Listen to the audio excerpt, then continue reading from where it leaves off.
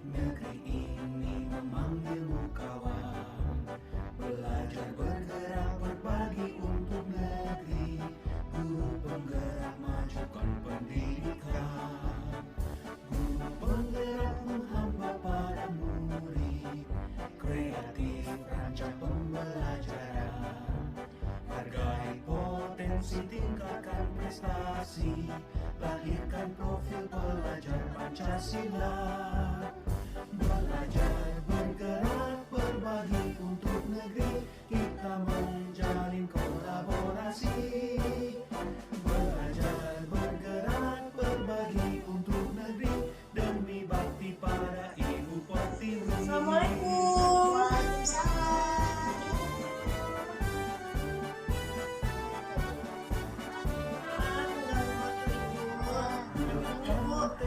Saya kan ada tugas guru penggerak, yaitu mewawancarai pimpinan sekolah untuk membahas mengenai kasus penerima etika dan penerima penggerak.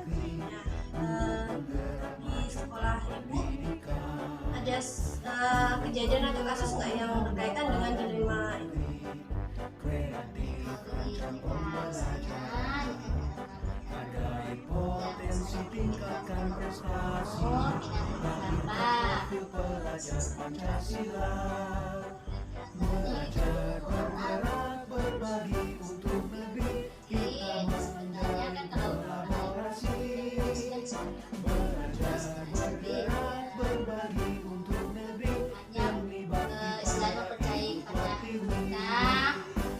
Karena letak lingkungan dekat Kita menjalin masalah ekonomi segala macam. belajar bergerak berbagi untuk negeri. Demi Jadi di situ ada 10 ya, bergerak, presiden diskusikan sama peraturan sekolah ya.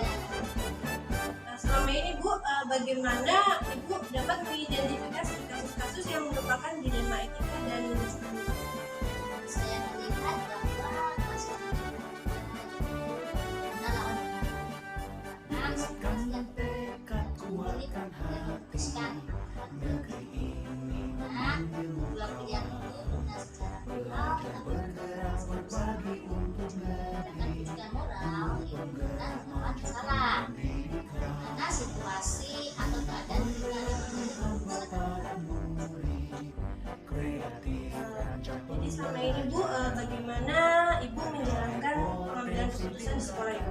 Terutama untuk kasus-kasus di mana ada dua kepentingan Bu yang sama-sama benar dan sama-sama mengandung nilai-nilai. bergerak berbagi untuk negeri. Kita menjalin kolaborasi.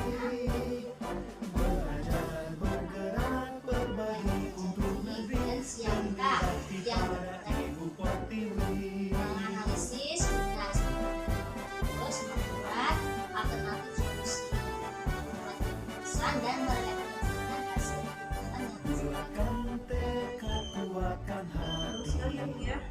Lantas Bu, langkah-langkah atau prosedur seperti apa Bu yang biasa Ibu lakukan selama ini?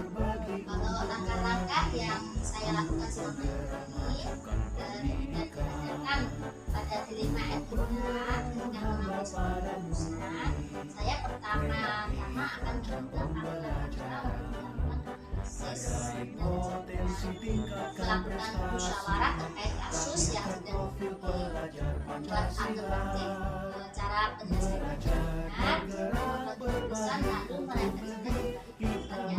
menjalin kolaborasi. Lantas Bu, hal-hal apa saja Bu ini yang selama ini Ibu anggap itu efektif dalam pengambilan keputusan yang berkaitan dengan kasus-kasus dilema etika? Hal-hal efektif dalam mengambil keputusan kita adalah siapa saja yang berbagi pengalaman Demi bakti pada Ibu Pertiwi. Demi bakti pada Ibu Pertiwi. Ibu ada sebuah tantangan nggak sih Bu dalam pengambilan keputusan Bu? tantangan dalam pengambilan keputusan kasus dilema etika adalah masalah yang mempunyai nilai yang sifatnya penting. Akan tetapi harus ada yang tidak menggunakan Tekad, paradigma kuatkan yang hati.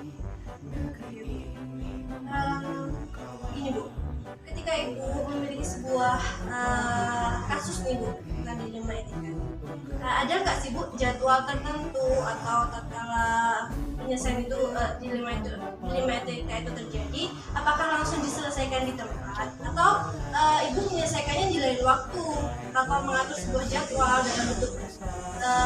dalam bentuk jadwal itu seperti apa bu prosedurnya yang bisa Dalam pengambilan keputusan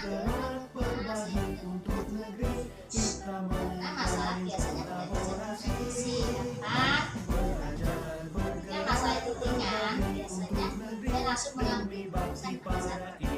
Akan tetapi jika masalah itu berat, maka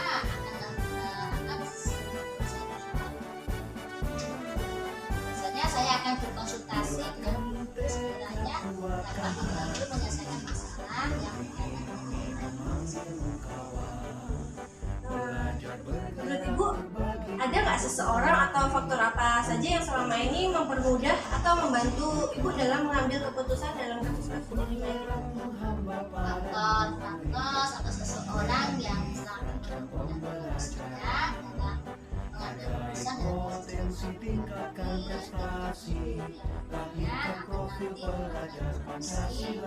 untuk saya mengambil sebuah keputusan.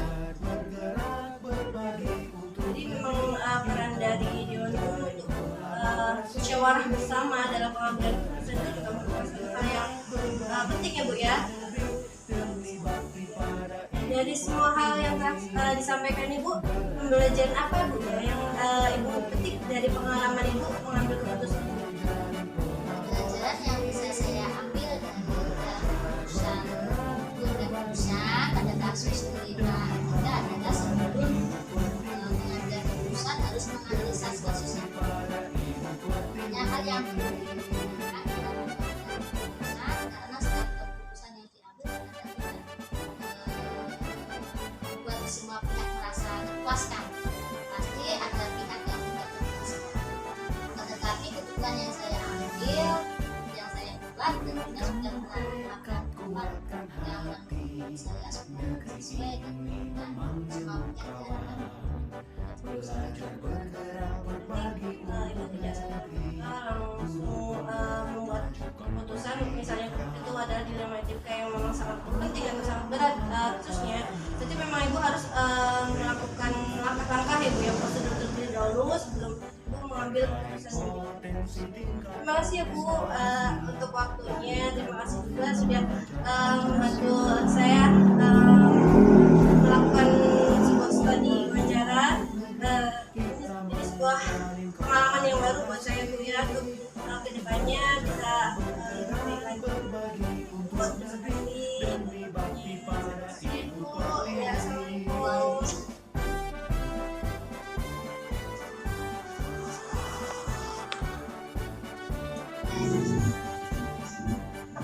Assalamualaikum.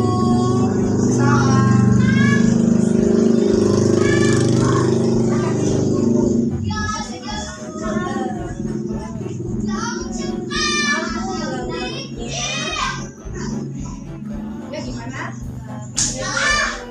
Ini bu, saya kan mendapat tugas dari guru pembedah untuk mewawancarai beberapa pimpinan sekolah terkait dengan kasus dilema itu.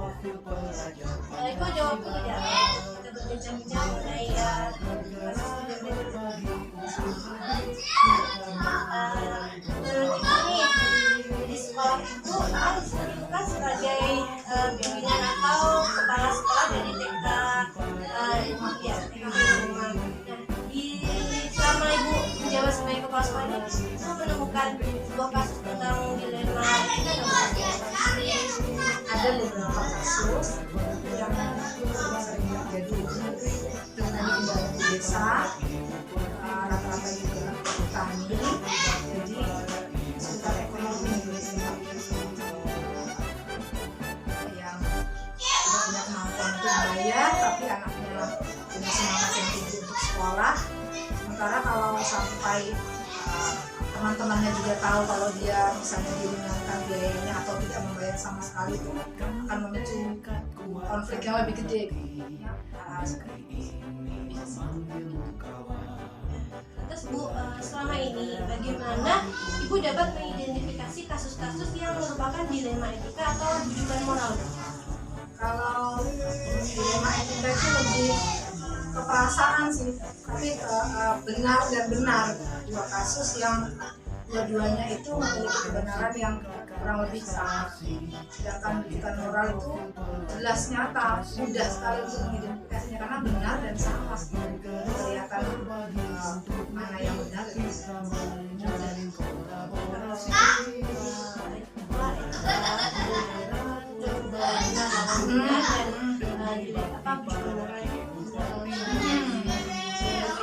Selama ini Bu, bagaimana Ibu menjalankan pengambilan keputusan di sekolah Ibu, terutama untuk kasus-kasus di mana ada dua kepentingan yang sama-sama benar dan sama-sama mengandung nilai. Kalau saya mengutamakan skala prioritas. Mana yang lebih penting, mana yang lebih mendesak, mana yang lebih duluan, jadi dia duluan yang diselesaikan. Karena sama-sama kepentingannya, jadi mana yang lebih penting, mana yang lebih penting. Skala prioritasnya mana yang lebih penting. Lantas Bu, langkah-langkah atau prosedur seperti apa nih Bu yang biasa Ibu lakukan? Diklasifikasikan dulu itu kira-kira etika moralnya itu ringan, sedang, atau berat. Jadi kalau misalnya itu ringan, langkah-langkahnya kita lebih mudah kan untuk menyelesaikannya dibandingkan yang sedang atau berat.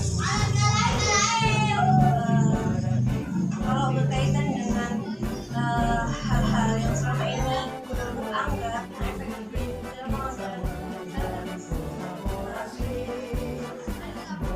Kalau saya lebih ke pendekatan personal, persuasi, kita lebih pakai dari hati ke hati lah, lebih ke perasaan, supaya karena yang terjadi itu kan benar sih sebenarnya, cuma kadang-kadang situasi yang tidak memungkinkan dan sebagainya, jadi lebih ke pendekatan situasi. Bu, ada nggak sih Bu dalam penyelesaian pengambilan keputusan di dalam etika kita Tantangan yang paling berat itu sebenarnya lebih ke perasaan kita, rasa keadilan, rasa sudah belum sih ini betul apa salah dan seperti itu. Apa keputusan yang diambil ini sudah yang terbaik atau tidak, lebih ke situ sih. Masih Butuh kayak umpan balik sebenarnya yang saya lakukan ini sudah benar apa belum, langkah-langkah sudah bijak belum, seperti itu. ini Bu, kalian kita dihadapkan Ibu dihadapkan pada sebuah kasus di mana etika dan itu tuh bisa dikategorikan adanya sedang berat. Nah, dalam penyelesaian ini Bu, Ibu membuat jadwal atau waktu-waktu yang ditentukan tidak Bu ketika Ibu harus menyelesaikan satu masalah? Kalau misalnya itu masalahnya ringan, biasanya kami bisa kunjungan rumah, kita ngobrol ya dari hati dengan orang yang bermasalah. Tapi kalau itu sudah masalahnya sedang dan berat, itu sudah harus dibicarakan dengan teman-teman satu sekolahan, terus dengan atasan kita, maksudnya dengan di situ. Bagaimana cara kita membantunya, kita sudah membutuhkan orang lain lagi gitu, maksudnya untuk membutuhkan lingkup yang lebih besar lagi. Jadi intinya tidak masalah yang diberikan maka bisa diselesaikan dalam waktu juga ya Bu, tidak harus menunggu besok-besok dan selanjutnya, tapi ketika kita dihadapkan pada masalah yang sedang atau berat, kita membutuhkan musyawarah bersama dengan Dewan Pembina. Lantas Bu, adakah seseorang atau faktor-faktor yang selama ini mempermudah Ibu atau membantu Ibu dalam mengambil sebuah keputusan dalam Kalau itu positif kalau itu, karena kalau di sekolah ya pasti teman-teman, terus stakeholder yang ada di situ, bahkan juga wali murid. Sama sih dilema seperti itu kan nggak hanya terjadi di sekolah, ada di rumah kita, saat kita bertetangga, itu ya keluarga kita, lingkungan sekitar. Kalau menurut saya memang kita kan makhluk sosial yang mungkin bisa hidup sendiri. intinya itu seorang butuh mempengaruhi kita, maksudnya untuk membantu kita dalam menyelesaikan sebuah kasus. lebih apa tuh namanya, semakin banyak pendapat gitu, lebih bijaksana untuk menyelesaikan satu masalah. Alternatif solusi ya Bu, ya. Solusi.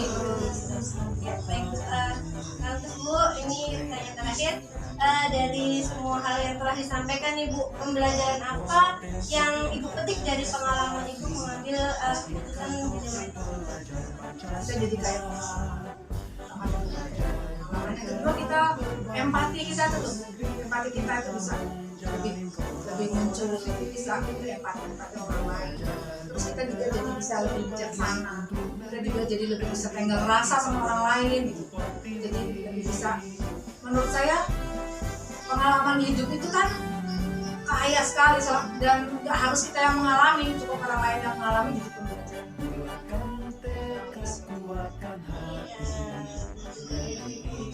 pembelajaran.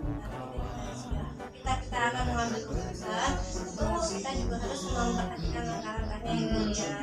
Mulai dari identifikasi tadi, permasalahan dikategorikan mana, terus kita juga bermusyawarah, dan ketika kita sudah mengambil sebuah keputusan, tentunya orang juga harus menghargai keputusan yang kita ambil ya Bu ya. Walaupun mungkin ya ada kalanya ada orang yang, sebagian orang tuh yang tidak setuju atau tidak terima dengan keputusan kita, tapi tetap namanya kalau kita sebagai pemimpin atau sebagai kepala sekolah, tentunya kan setiap keputusan kita juga orang lain juga harus menghargai. Intinya kalau keputusan kita tidak dihargai kan, kalau keputusannya sudah berat kan sudah keputusan bersama, bukan lagi keputusan kita. Jadi kalau keputusan kita bersama sampai tidak dihargai itu artinya kan yang agak sedikit bermasalah yang kurang bisa menerima keputusan bersama itu.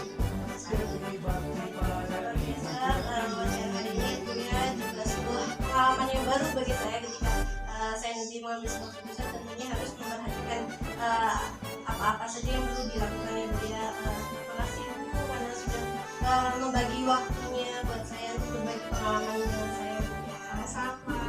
Ya, saya permisi dulu ya Bu ya. Hati-hati di Assalamualaikum. jalan. Waalaikumsalam warahmatullahi wabarakatuh.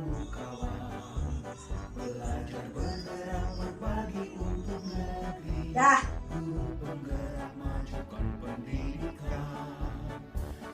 Penggerak menghamba para murid, kreatif rancang pembelajaran, hargai potensi, tingkatkan prestasi, lahirkan profil pelajar Pancasila. Belajar, bergerak, berbagi untuk negeri, kita menjalin kolaborasi. Belajar, bergerak, berbagi untuk negeri, demi bakti para Ibu Pertiwi.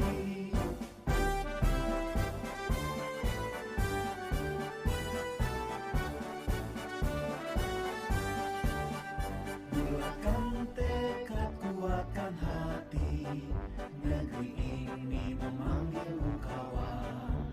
Belajar, bergerak, berbagi untuk negeri, guru penggerak majukan pendidikan. Guru penggerak menghamba pada murid, kreatif rancang pembelajaran, hargai potensi, tingkatkan prestasi, lahirkan profil pelajar Pancasila.